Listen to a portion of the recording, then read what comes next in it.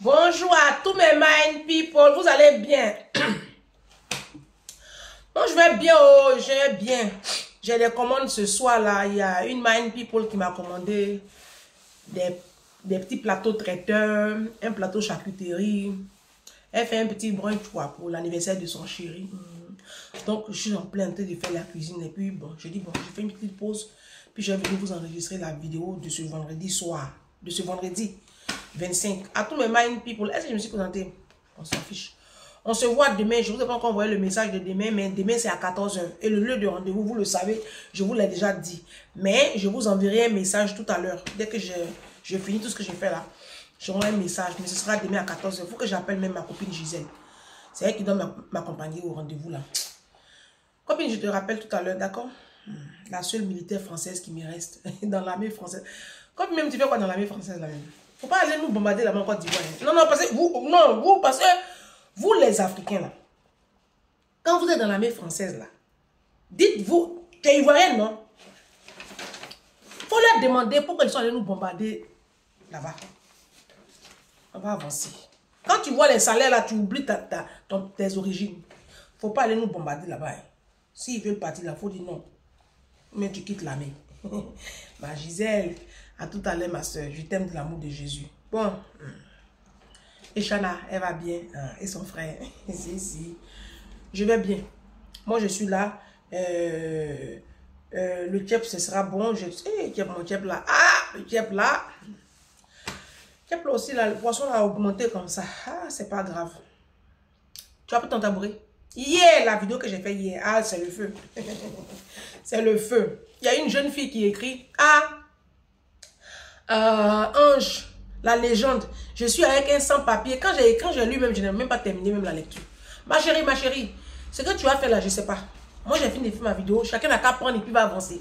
De toute façon, la vie qu'elle a là, chacun paye ses erreurs qu'il fait. Hein. Moi, je dis, c'est un risque de se mettre avec un sans-papier. Après, chacun fait comme il veut. Chacun fait comme il veut. Là, Dieu même, il dit, un aveugle ne peut pas guider un autre aveugle. C'est Jésus qui a dit ça dans les évangiles. Chacun fait ce qu'il a envie de faire. Moi, j'ai fini de faire mes vidéos. Hein. Je ne peux pas répondre comme ça au cas par cas. Après, chacun fait comme il veut. Et puis, les conséquences, chacun assume mieux. Il n'y a pas de problème. Je vous ai dit que la sorcellerie existe. Ah, la sorcellerie existe. Les marabouts, vous voyez là. C'est vrai, hein? Marabout là, c'est vrai. Moi, je vous parle. Oh. Si tu veux savoir, même si tu veux connaître la puissance, demandez aux femmes qui sont en polygamie là. Elles vont parler de maraboutage. Les femmes qui sont en polygamie là, elles vont chez marabout. Après, elles disent, non, l'islam dit que la polygamie, moi je suis d'accord avec la polygamie. Tu es d'accord avec la polygamie, ça te rend tellement heureuse. Tu fous quoi chez un marabout avec non de ta rivale. Bonne hypocrite. Bon, on me demande de faire un live sur le thème d'hier. On verra bien, les mind people, on verra bien. Alors, le maraboutage. Vous vous rappelez de la vidéo que j'ai faite, où j'ai parlé des enfants des papas. J'ai dit que vous abandonnez les enfants et puis après vous venez raser les murs là.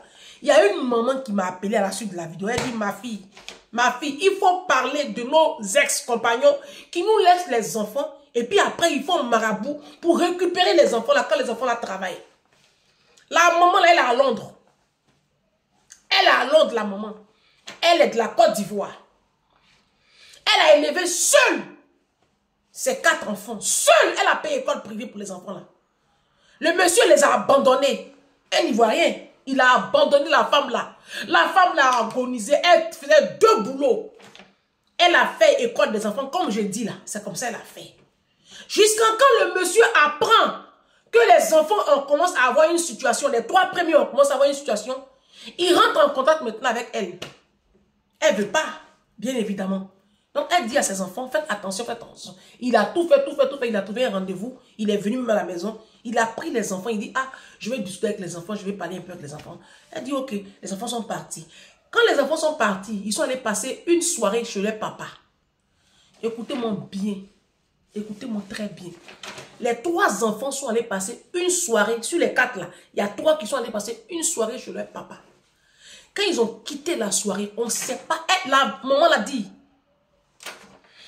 Entre-temps, le monsieur dans sa famille, là, c'est leur travail. Maraboutage, là, c'est leur travail. C'est à cause de ça même que les palabres avaient commencé à l'époque. C'est leur travail. Ils aiment. Mais elle ne sait pas ce qui s'est passé. Les enfants ont coupé les poings avec les mamans. Oh, c'est une histoire vraie. Moi, je n'invente pas les histoires. C'est parce que je suis obligée de masquer. Les 3 enfants ont coupé les ponts avec les mamans. Les enfants là travaillent. Hein. Il y a un dedans qui est médecin. Un maman, médecin. Médecin en Europe ici, médecin. Il y a une autre, elle travaille dans pont et chaussée. Ceux qui font les routes là. Elle est ingénieure là-bas. L'autre, il est quoi là même? Les enfants ont réussi. Ils ont une situation de malade. Où les enfants ont commencé maintenant à faire, ils ont acheté un terrain pour les mamans. Où ils vont commencer à faire maison pour les mamans là. Le monsieur est venu faire maraboutage. Les enfants ont coupé les poings avec les mamans. Ils ont changé le numéro de téléphone. Je vous parle. Jusqu'à toute la famille se demande ce qui se passe. La grand-mère, leur grand-mère, c'est-à-dire la maman de leur maman, a réussi à les avoir au téléphone, WhatsApp. Elle demande, elle est là-bas en Côte d'Ivoire. Qu'est-ce qui se passe, mes petits enfants? Pourquoi vous faites ça? Non, ah oui, oh maman, on ne la supporte plus. Pour rien. La femme qui portait 2 pantalons, quand la femme là, la maman pleurait quand elle m'expliquait l'histoire. Je dis prier. Je dis maman, il faut prier. Il faut prier. Je ne sais pas quel Dieu vous priez. Oh. Elle pleure, la maman pleure, nuit et jour, les mind people. Oh, il y a des histoires, si tu n'as pas encore entendu, il ne faut pas dire que ça n'existe pas. Moi-même, je pleure avec la maman. C'est 3 enfants qui sont devenus des cadres, des hauts cadres. Et ton enfant est médecin en Europe. Il est dans les 12 000, les 13 000 euros par mois. Et puis ton enfant coupe les poings avec toi. Le monsieur l'a assis sur la vie des enfants. Et c'est maintenant, ils ont acheté une grosse voiture à les papa. Papa qui est parti depuis 18 ans, hein, 15 ans, 18 ans. Et puis qui est à Paris là. C'est lui qui a la voiture. Puis maintenant, la maman est en train de payer les dettes. Les dettes qu'elle a contractées pour payer l'école privée là. Les enfants là, ont commencé à rembourser les dettes. Ils ont coupé. La maman a affiché Banque de France. Parce qu'elle n'arrive plus à honorer. La sorcellerie existe. Hein. Maintenant, asseyez-vous. Asseyez-vous bien. Tu es assise. On va décoller. Ah, Noé est méchant. Noé est méchant. Quand vous voyez nos soeurs, elles sont ici à la diaspora et puis elles vont prendre crédit. Et puis, elles vont venir les maris de l'Afrique là. Souvent là, c'est pas simple. Hein. Il y a le maraboutage en bas. Il y a le maraboutage en bas. Il y a le maraboutage en bas. Le maraboutage là, ça existe. Surtout les doulas. Les Senoufos. Il y a dit maintenant même que toutes les ethnies même. Sont Baoulé, sont Agni, sont Guéré, sont Bété. Tout le monde fait maraboutage. Ceux qui sont du côté des Bondoukou là. Ah, en Côte d'Ivoire, hein, c'est le haut niveau. Alors les Sénégalais, les Guinéens, les Maliens, eux c'est un autre level. Eux ils causent un Satan. Ah, c'est ma page. C'est ma page. Donc ce que j'ai envie de dire là, je dis. Si tu es fâché, tu te désabonnes et puis tu avances. Et tu écris commentaire, je te bloque. Comme c'est ma page. Il y a une maman qui m'appelle. Vous vous rappelez le jour où j'ai reçu... Le jour où j'ai reçu l'histoire là. Il y a longtemps, la maman m'a raconté. Ça fait 1 mois. Bon, il n'y a pas longtemps, ça fait 1 mois. Le jour où j'ai reçu mes parents. Vous vous rappelez quand j'ai reçu mes parents, j'ai fait sauce. Et puis je vous ai montré la vidéo où j'étais en petite robe noire là. Il y a 1 mois de cela. J'ai reçu mes parents le 28 du mois dernier. Le lendemain, 29, j'étais en train de faire une petite sieste. Mon téléphone sonne. Je décroche. Bonjour ma fille. Je dis bonjour maman. Elle dit ma fille, je vais être très brève. J'ai vu une vidéo où tu as reçu tes parents hier. Je ne sais pas quelle catégorie de parents tu as reçu hier. Mais je vais te poser une question. Tu es sûr que ceux que tu as reçus hier, là, ce sont des personnes qui t'aiment de façon inconditionnelle? Je dis, maman, qu'est-ce qu'il y a? Elle dit, je te pose la question. Je dis, ah, ce que j'ai reçu là, c'est mon fils, et ses amis, leur compagne, ma maman, la soeur de ma maman. Elle dit, mais tu es sûr que... Et puis notre tante camerounaise. Elle dit, tu es sûr que tout ce beau monde-là, il n'y a pas un dedans qui fait semblant à toi. Je dis, je ne peux pas savoir. Ah, la Bible même dit, ne mets pas ta foi à un homme, car l'homme peut te trahir. Je ne peux pas savoir. Moi, je n'invite même pas les gens chez moi. Mais ceux-là, en tout cas, c'est ma famille. Elle dit, ma fille, assure-toi. De toute façon, tu parles avec assurance là. Moi-même, c'est comme ça, j'ai parlé avec assurance. J'ai dit, ah bon, maman, qu'est-ce qui se passe? Elle dit, ma fille, moi que tu vois là, mon mari est parti. Ça fait maintenant 4 ans, mon mari est parti. Le divorce même n'a même pas encore été prononcé depuis. Mais il est parti, on n'est plus ensemble. On a fait 24 ans de mariage.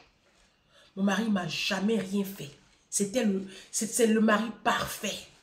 Un Africain, mais un Ivoirien extraordinaire. J'ai dit, ah bon, maman, la maman elle-même, elle est d'origine togolaise, mais elle a marié un Ivoirien. Une maman qui a un autre level, elle a un mindset, la maman. Quand elle a rencontré son mari, tout était bien. Le mari, il a étudié ici. Son Ivoirien, là. Il a étudié ici, au Canada, à Londres. Il est directeur financier, ici, en France. Donc, ils sont dans une belle maison. Ils sont dans une belle maison qu'ils ont achetée. Maison qu'ils ont achetée. Quand ils ont acheté la maison, la salle de bain, ils ont refait la salle de bain. Ils ont fait une baignoire. Il y avait une... Bon, ils ont fait la salle de bain bien. Elle dit, ah, ma fille, ah, moi je ne suis pas manière comme toi. Oh. Moi, ma salle de bain là, c'est encombré. Hein. C'est que toi, tu dis qu'on n'a qu'à force. Donc, maintenant, je fais comme toi, je dis comme tout, mais ma salle de bain, il y a du beau monde dans ma salle de bain. Tout ça là-bas. Bref. Elle dit, sa petite soeur de même père, même mère, même père et même mère, ça dit que elle a tété. Quand elle a fini de téter là, 2 ans et demi après, sa petite soeur est venue, elle a tété le sein. Elle se ressent même comme 2 gouttes d'eau. Elle m'a envoyé une photo de sa petite soeur. Pour me montrer qu'elle ne ment pas. Sa petite soeur a demandé le visa pour venir en vacances. Elle est venue en vacances avec son mari. Tout va bien. Elle, sa soeur, elle, tout va bien. Elle vient en vacances avec son mari. Et puis, elle reçoit. Elle reçoit sa petite soeur et son mari. Elle profite aussi pour recevoir une tante qu'elle n'a pas reçue depuis longtemps. Des oncles, ses frères, ses cousins, quoi, ici. Donc, ce jour-là, à la maison, avec son mari, leurs 3 enfants ou 2 enfants, je ne sais plus. En tout cas, du beau monde à la maison. Il valait peut-être une quinzaine comme ça. Comme elles sont dans une maison. Ils sont dans une maison parce que son mari a l'argent. Elle aussi, elle est infirmière cadre. Oui, c'est ça, maman. C'est ça. Hein? Donc, du coup, ils gagnent bien leur vie. Ils sont dans une maison qu'ils ont achetée. Ce n'est pas les comportements des Africains qui viennent et puis qui sont dans HLM là. Non, non, non. Eux, ils ont acheté une grosse maison dans le 78. Donc, ils vont manger, on cause. Le soir, elle les a reçus vers midi, 13h. Le soir, ils sont restés jusqu'à 23h. Ils ont causé. Elle a appelé les taxis, les différents taxis, ils sont partis. Quand ils sont partis, 3 semaines après, la femme constate que elle a des problèmes au travail. Elle est infirmière cadre dans un hôpital de Paris. D'accord? À l'hôpital là-bas, là, tout se passe super bien. Elle s'entend avec tout le monde. Non. Quand l'histoire s'est passée, elle n'était pas encore cadre. Elle s'apprêtait à être cadre. Donc, elle avait sa cadre de santé. Comme ça fait un mois, je commence à un peu oublier. Elle avait sa cadre de santé. Voilà. Donc, c'est maintenant qu'elle est cadre. C'est maintenant, c'est temps-ci là. Sa cadre de santé, tout se passait bien à l'hôpital là-bas. Tout le monde, elle s'entend avec tout le monde. On l'aime bien, elle travaille. Elle dit, ma fille, moi je ne vole pas. C'est que tu dis que les gens volent les boîtes de gants, les aspirines, les médicaments. Moi, je ne suis pas une voleuse parce que moi, j'ai la crainte de Dieu comme toi. Elle dit, à la amitié, Dieu merci, que toute la gloire revienne à Dieu. Donc, on causait comme ça. Elle dit, les problèmes ont commencé. Les palabres. Et puis, ça l'a fatiguée parce qu'elle n'aime pas les histoires. Et puis, un matin, on l'a congédie. On dit non que on la licencie. Elle dit, mais qu'est-ce que j'ai fait? En tout cas, ils l'ont licencié. Son mari dit, mais on va amener ça au prud'homme. Elle dit, c'est pas la peine. Dans mon travail là, dans mon domaine là, il y a travail. On ne chôme pas, même pas. Ouh, elle dit, bon, j'aime me reposer quand même un peu, quelques 2-3 mois. Et puis je reprends. Pendant les 2-3 mois, elle dit, elle va se reposer là. C'est comme le feu dans son foyer. Son mari qui ne lui a jamais parlé mal. Son mari qui n'était jamais... Les palabres ont commencé à la maison. Les palabres. Là, elle est au Canada. Il étudie au Canada dans une grande école. C'est son mari qui paye l'école là. Ça coûte très cher. Il a coupé. Il dit qu'il peut payer l'école là. Elle dit, mais pourquoi? En tout cas, sa vie a commencé à chambouler. Jusqu'à ce que son mari un matin, il dit... Un jour, il y a eu une scène de ménage comme ça. Des palabres même, des bruitis quoi. Pourtant, elle dit, ils ne se disputent pas. Que les gens même, les couples là même, les gens se demandent. Elle dit, ils sont allés une année en vacances à Abidjan. Parce qu'on les appelle les blancs. Quand ils vont à Abidjan, là, son mari, elle, on les appelle les blancs. Tellement ils donnent envie de se marier. Il ne faut pas voir son mari attraper sa femme comme ça. Elle est dans les rues d'Abidjan, tout le monde nous regardait. Sa soeur, à chaque fois, lui faisait des... Mais elle ne prêtait pas attention. Sa soeur. Ah, l'histoire là me dépassait. Pour vous raconter, même mon cœur bat. Son mari l'a giflé comme ça. Dans une histoire, il a fait comme ça. Son mari qui n'a jamais haussé le ton sur elle. 24 ans de mariage. Ce jour-là, il a fait comme ça. Il a giflé. J'en ai marre de toi. Je ne te supporte plus. Vilaine. Il a commencé à l'insulter. Elle dit, elle ne reconnaît plus le monsieur. Wouh! Dans les laps de temps, là, il demande le divorce. Elle dit, tu demandes quel divorce? Qu'est-ce que je t'ai fait? Il coupe tout ce qu'il fait pour les enfants. Il a tout coupé. Il prend ses affaires et puis il part. Et puis il lui dit carrément que la maison, là, je me battrai pour prendre la maison. Elle dit, maison, on paie ensemble, là.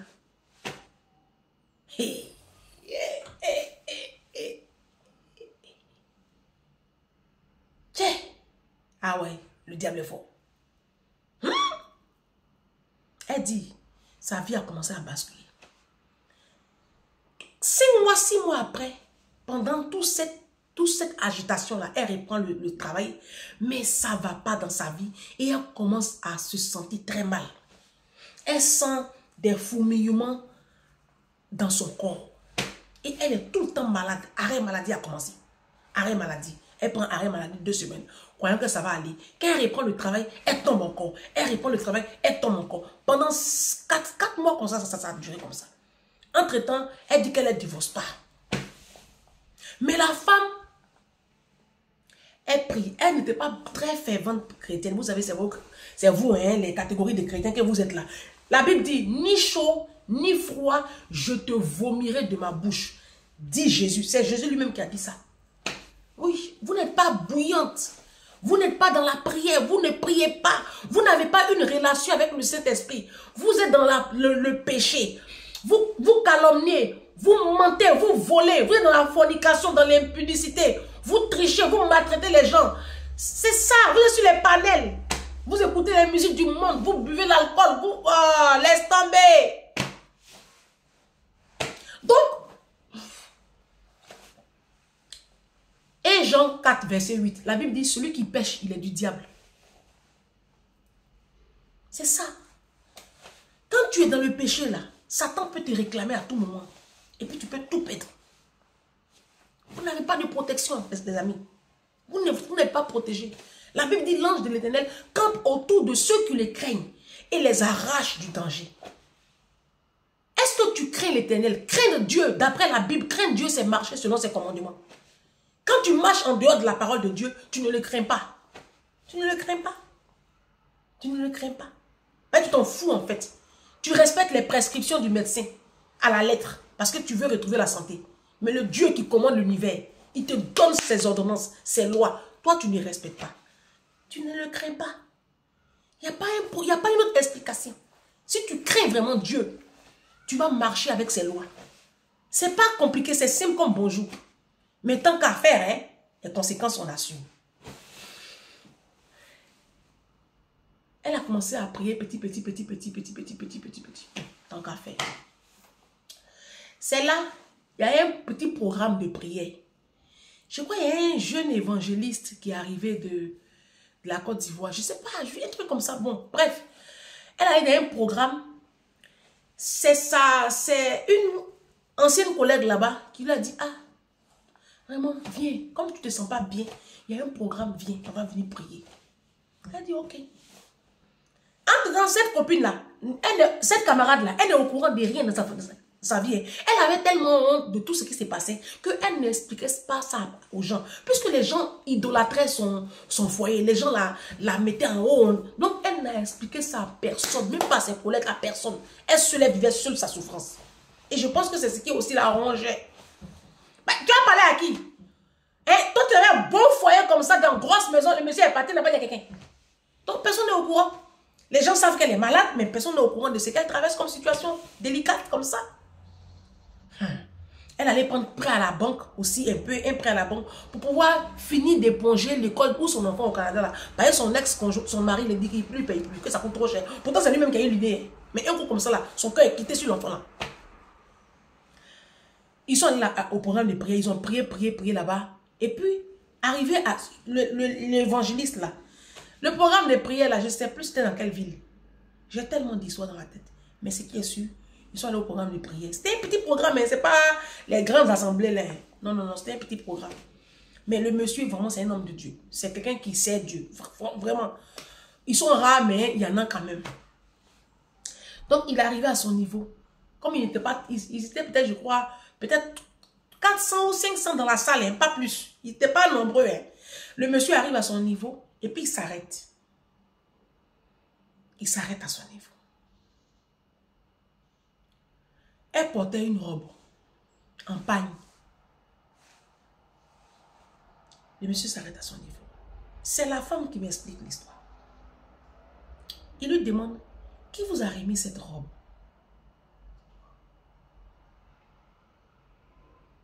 Elle dit, c'est ma petite soeur. Elle vous l'a remis à quelle occasion? Elle dit, non, elle est arrivée ici en vacances avec son mari. Il y a 7 mois là. C'est ça, elle m'a remis ça. Il dit, ok. Il a continué. Il a prié sur elle et puis il est parti. À la fin du programme, il s'est approché des 2 dames. Il dit, est-ce que je peux aller chez vous? Il dit, bon, vous savez, je vais vous dire une chose. Hein. Si vous ne croyez pas en Dieu, ce n'est pas la peine de partir dans les programmes. Voilà, parce que Dieu, il exauce la foi et la fidélité. Voici 2 choses que Dieu exauce. La foi et puis la fidélité. C'est pour cela que vous allez voir que les musulmans, il y a beaucoup de musulmans qui prospèrent. Pourquoi? Parce que les musulmans sont fidèles dans la prière. Quand eux, ils disent qu'ils ont 5 prières par jour, ou 4 prières, je ne sais même plus, ils respectent les heures des prières. Dieu exauce beaucoup les gens qui sont fidèles. Non, je vous dis, nous les chrétiens, on n'a pas cette fidélité. On prie aujourd'hui, on laisse passer 2 semaines, on revient, on prie. Quand ça va s'achauffer sur nous, on jeûne un jour. C'est ça qui est notre problème. Et puis on n'a pas la foi. Donc le monsieur lui a demandé, est-ce que je peux venir chez toi? Elle, dans sa tête en même temps, c'est un escroc. Oh, comme il vient d'Afrique là, il va venir escroquer une benguiste. Là, c'est les escrocs. Elle dit, ah non. Il dit, madame, le Seigneur me dit d'aller chez vous. Et il a insisté, le monsieur a insisté. Il dit, non, si je ne vais pas chez vous, je vais rendre compte à mon Dieu. Je vous raconte une histoire vraie. L'histoire, la femme m'a raconté, mais comme je suis très bousculée ce temps-ci, et puis j'ai tellement de choses à faire là, elle m'a envoyé un message, quand Didou a eu son problème là, c'est là, elle m'a envoyé le message. Elle dit, ma fille, tu ne m'as pas raconté mon histoire. Il dit, oh maman, pardon, je cherchais l'histoire là, mais comme c'est parti dans les fils de mes, comme je reçois beaucoup de messages, et puis je n'avais pas enregistré ton nom, je ne retrouve plus la conversation. C'est pour cela que j'ai oublié, je te demande pardon. Elle dit, il faut raconter mon histoire. Comme tu as parlé des maraboutages, de la sorcellerie, puis les gens ne croyaient pas là, raconte mon histoire. Peut-être que si ils entendent ce que tu as dit, j'ai dit là, ils vont croire. Donc du coup, le lendemain, l'homme de Dieu, l'après-midi, elle lui donne l'adresse. Elle lui a dit, bon, je vais vous prendre un hitch, prenez le taxi, vous allez venir. Il dit, non, je peux venir en transport. Elle dit, non, chez moi là, c'est un peu compliqué. Parce que vous allez arriver à la gare, vous allez rester là longtemps. Il s'était parti, c'était un vendredi soir. Et puis, non, l'homme de Dieu est venu 2 jours après, le dimanche, après le culte. Quand il a fait son programme de culte, c'est vers le lendemain, vers 16h, 17h. Elle dit non, chez moi, là, les dimanches, le bus ne circule pas. Ça va vous fatiguer, je vais vous prendre un taxi. Il dit, ça va vous coûter cher. Elle dit, c'est pas grave. Donc, elle a commandé un hitch qui a récupéré l'homme de Dieu, le pasteur, et puis qui l'a emmené dans son petit coin. Arrivé là-bas, il rentre, il se déchausse.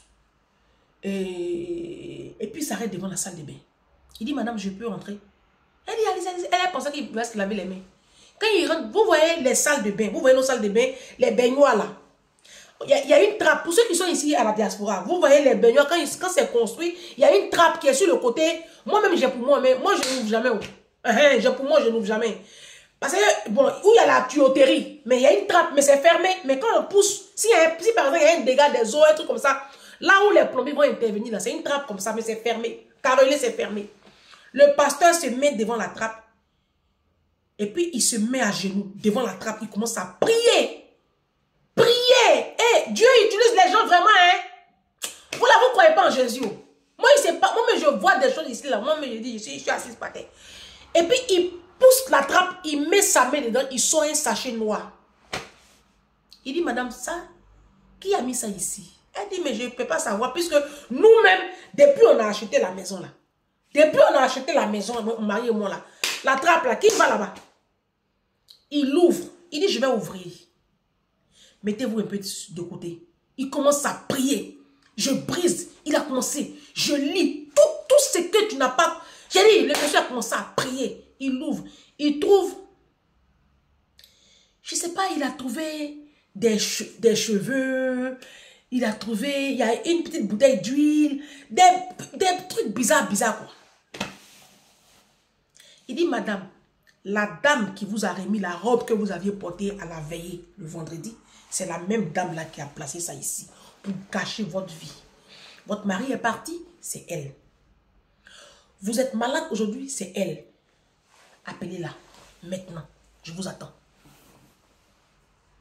Elle dit, je vais l'appeler pour lui dire quoi? Pasteur, je vais l'appeler. La femme s'écroule. Elle commence à pleurer. Elle pleure. Il dit, levez-vous. Jésus est vivant. Est-ce que vous croyez en Dieu? Le monsieur a commencé à lui parler. Il dit, est-ce que vous croyez en Jésus? Vous croyez en Dieu? Elle dit, oui. Il dit, levez-vous. C'est le Seigneur qui m'amène régler le problème. Levez-vous. On va prier. Ils ont commencé à prier. Ils ont prié. Ils n'ont pas prié la dame. Hein. Ils ont prié. Pendant plus d'une heure, vous connaissez les évangéliques. Les évangéliques aussi, on a fini ça. Quand on commence, on ne laisse pas faire. Ils ont prié. Pendant plus d'une heure. Jusqu'à le pasteur transpire. Hé, hey, on est en guerre. Les hommes de Dieu que vous voyez là, ils sont attaqués. Hein. Si tu t'amuses là-dedans, tu vas laisser ta vie dedans. Et quand il transpire, médicalement il a ouvert là, il transpire. Il prie, puis il transpire. Elle appelle sa petite soeur. Bernadette, tu as déposé quoi chez moi ici comme ça? Parce qu'elle est fâchée. L'homme de Dieu lui fait, dit non. Il ne t'a pas dit de venir comme ça. Il faut lui demander, faut parler autrement. Il ne faut pas commencer sur la défensive. Elle dit comme quoi? La femme, elle a tout gâté. Elle dit, c'est une... Hey. Et c'est comme ça, la femme a commencé à se défendre comme elle pouvait. Et sa soeur a raccroché. Quand elle a raccroché, quand la soeur a raccroché, elle rappelle la soeur ne décroche plus.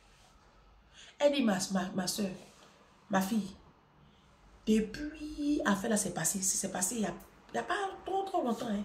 Ma soeur, je n'arrive pas à la contacter. Quand j'appelle son mari, personne ne me décroche. J'ai expliqué ça à la famille. La famille dit que moi, je suis une menteuse.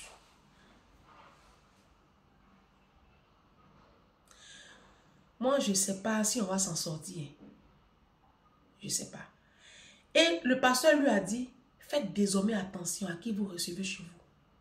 La dame lui a dit, oh, pasteur, si je ne reçois pas l'enfant de ma mère, je vais recevoir qui? Elle a raison. On peut se méfier. Mais jusqu'à quel point? Dans ce cas-là, on va tous se lever. Chacun va aller créer sa petite planète. Là où on s'en va là. Vous voyez la sorcellerie? Est-ce que vous voyez la sorcellerie? Souvent, les sorciers, moi j'ai discuté avec un homme mystique. Si.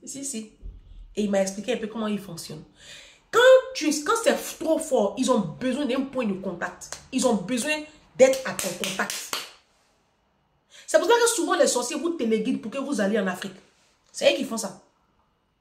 Tu es là comme ça, puis un matin, tu te lèves là. Oh, je vais à Abidjan. Oh, je vais au Togo. Oh, je vais au Cameroun. C'est eux qui font ça. Parce qu'ils ont, pour vous détruire, ils ont besoin d'un point de contact. Ça, c'est quand ils n'arrivent pas à le faire à distance. Parce qu'il y a des fois où ils n'arrivent pas. Quand il y a la distance, quand il y a un problème de territoire. Parce que c'est ça, dans le monde spirituel, il y a un problème de territoire. Les autorités qui commandent la France ne sont pas les mêmes qui commandent, par exemple, Abidjan ou la Côte d'Ivoire. C'est comme ça qu'il m'a expliqué le mystique là. C'est un béninois, je vous parle. Et donc, quand il n'arrive pas à vous avoir ici, bah, il vous téléguide pour que vous alliez en Afrique. La plupart de ceux qui défilent en Afrique, là, regardez la vie. Ça n'avance pas. La plupart de ceux qui vont beaucoup en Afrique, chaque 2 ans, ils sont en Afrique. Vous allez voir, ils vont faire 30 ans, 40 ans à la diaspora. Ils sont dans HLM pourris. C'est le point de contact là. Les gens ont besoin de ça pour vous avoir. Je vous dis. Elle a demandé visa. Parce que depuis sa soeur, même quand on dit vacances, elle va ailleurs. Elle ne défile pas comme ça en Afrique. Mais elle a besoin de ce point de contact là. Donc elle demande visa pour venir. Elle vient avec la robe et puis elle dépose maintenant un truc dans la trappe de la salle de bain. Est-ce qu'on peut faire ça à l'enfant de sa mère? Par jalousie. Parce que la femme, ses enfants sont dans de grandes écoles. La femme a marié un directeur financier. Elle est dans une grosse maison. Et elle est très là au Pougon. Donc il faut qu'elle empoisonne, il faut qu'elle détruise la vie de sa soeur. C'est ça la sorcellerie. Et c'est ce qui met l'Afrique en retard. L'Africain est méchant, hein? Ça veut dire que tu ne sais même plus qui tu vas recevoir chez toi. Donc quand vous finissez de recevoir vos parents chez vous là, allez passer partout où un parent passe, tu rentres derrière lui. Faites attention. Même héberger, faites attention à qui vous hébergez chez vous. Moi, j'ai masqué un peu l'histoire pour finir. J'ai une maman à Abidjan. Il y a une de ses petites nièces que sa cousine a envoyé du village. Non, c'est une histoire vraie. En tant que maman, là, elle les prie. C'est pas vos prières à 2 balles. Là, hein. La petite vient. Elle passe 1 semaine, 2 semaines. Un matin, la petite commence à confesser au milieu du salon. Hein. Elle commence à confesser. Elle fait ça. Et puis elle commence à parler. Elle commence à parler. On m'a envoyé. Pardon, maman, on m'a envoyé. Maman, une petite fille de 12 ans. On m'a envoyé pour venir te faire du mal. On m'a envoyé. Elle a fait comme ça son bruit là. Ma tante l'a ramenée au village. La petite est décédée la semaine qui a suivi. Vous vous amusez avec la sorcellerie. Il y en a qui vont dire non, on ne croit pas. Et moi-même qui vous parle, j'ai été victime de sorcellerie. Et je suis victime de sorcellerie. Quand vous me voyez confesser Jésus, je sais ce que Jésus a en train de faire pour moi et je sais dans quoi Jésus m'a enlevé. Asseyez-vous, hein. Croyez pas. Et puis dites que nous, on ment. Nous, on ment, non? Vidéo numéro 1.